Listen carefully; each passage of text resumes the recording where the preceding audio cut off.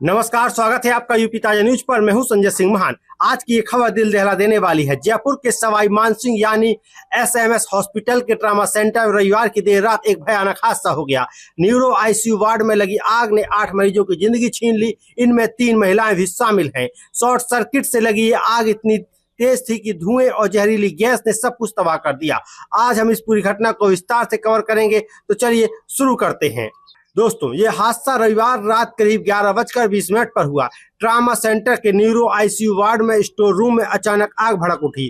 वो store room जहां paper ICU का सामान और ब्लड सैंपलर ट्यूब रखे हुए थे, वो सब कुछ जलकर राख हो गया। प्रारंभिक जांच में शॉर्ट सर्किट को ही आग का मुख्य कारण माना जा रहा है। उस वक्त आईसीयू में कुल 11 मरीज भर्ती थे। आग इतनी तेजी से फैली कि उसके बगल वाले आईसीयू में भी 13 मरीज खतरे में पड़ गए। अब देखिए वो दिल दहला देने वाली तस्वीरें। आग लगने के बाद आईसीयू में भर्ती मरीज झुलस गए। धुएं से दम घुटने की वजह से मौतें हुई।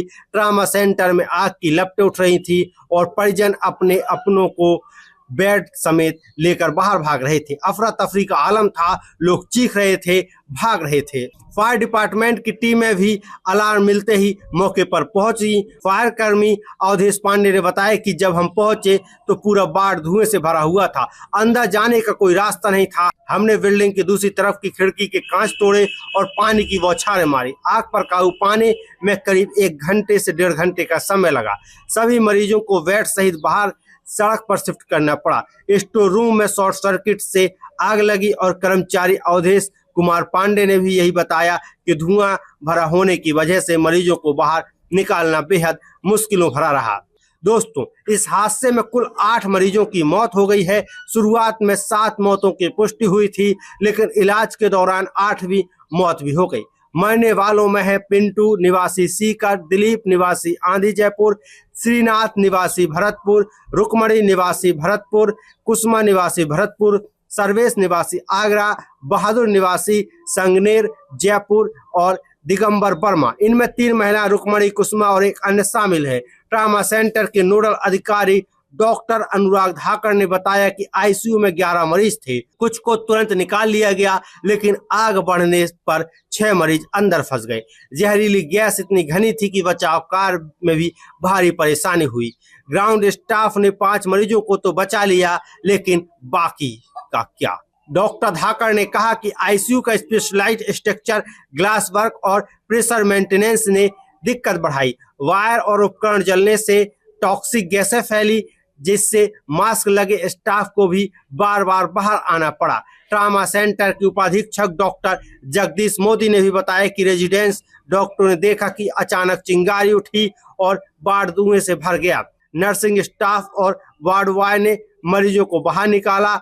दूसरे वार्डों में भगदड़ मच गई। अटेंडेंट ने बेड समेत मरीजों को ट्रामा सेंटर से बाहर निकालकर सड़क पर रख दिया। अब सभी को वापस वार्डों और दूसरे आईसीयू में शिफ्ट कर दिया गया है और ऑब्जर्वेशन टीम लगाई गई है। बगल वाले आईसीयू के 13 मरीजों को भी सुरक्षित स्थान पर भेजा गया है।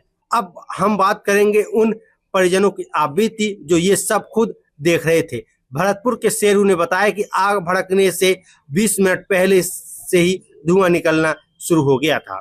हमने स्टाफ को चेतावनी दी, लेकिन किसी ने ध्यान नहीं दिया। रात 11:20 तक धुआं इतना बढ़ गया कि प्लास्टिक की ट्यूबें पिघलकर गिरने लगी। वार्ड बॉय स्टाफ सबसे पहले भाग निकले। हमने अपनी मां को बमुश्किल खुद बाहर निकाला। हादसे के 2 घंटे बाद जाकर ग्राउंड फ्लोर पर शिफ्ट किया गया। अब तक उनकी हालत की खबर नहीं मिल रही है और उनसे मिलने भी नहीं दिया जा रहा है। एक अन्य परिजन ने गृह राज्य मंत्री जवाहर सिंह बेढ़म के सामने गुस्सा जाहिर किया। हमने 20 मिनट पहले ही बता दिया था कि आग लग गई है। डिपार्टमेंट के सारे डॉक्टर भाग गए। कम से कम ये तो बताओ कि हमारा परिवार वाला जिंदा है या नहीं। परिवार वालों में गुस्सा साफ दिख रहा था। किसी ने मां खो दी, कोई किसी ने अपनी बहन, तो किसी ने पिता। आईसीयू में बेड बिखरे पड़े थे। फॉल सीलिंग जल चुकी थी। एसी तबाह हो चुके थे। चारों तरफ आग के निशान बिखरे थे। इस हादसे की जानकारी मिलते ही रविवार की देर रात करीब 3 बजे मुख्यमंत्री भजन लाल शर्मा, उप मुख्यमंत्री प्रेमचंद बैरवा और गृह मंत्री जवाहर सिंह बेढ़म मौके पर पहुंचे। उन्होंने घटनास्थल का जायजा लिया और हालात पर नजर रखी, लेकिन विपक्ष ने भी तीखा रिएक्शन दिया है। पूर्व मुख्यमंत्री अशोक गहलोत ने सोशल मीडिया हैंडल एक्स पर लिखा, सरकार एसएमएस अग्निकांड की उच्च स्तरीय जांच कराए, ये सुनिश्चित हो कि भविष्य में कभी भी कोई ऐसी घटना न हो। डॉक्टर अनुराग धाकड़ ने भी कहा कि आगे जांच होगी और फिलहाल 6 मौतों की पुष्टि हुई थी, जो अब 8 हो चुकी है। दोस्तों, ये हादसा सिर्फ आंकड़ों की बात नहीं, बल्कि कई परिवारों की जिंदगी का सवाल है। लापरवाही की इस आग ने क्या सबक दिया? हॉस्पिटल में फायर सेफ्टी पर सख्ती होनी चाहिए। हम आपके साथ लाइव अपडेट लाते रहेंगे। अगर आपके पास कोई जानकारी है तो कमेंट में शेयर करें, वीडियो को लाइक करें, शेयर करें, सब्सक्राइब करना ना भूलें। मैं संजय सिंह मान फिर मिलूंगा एक और नई खबर के साथ।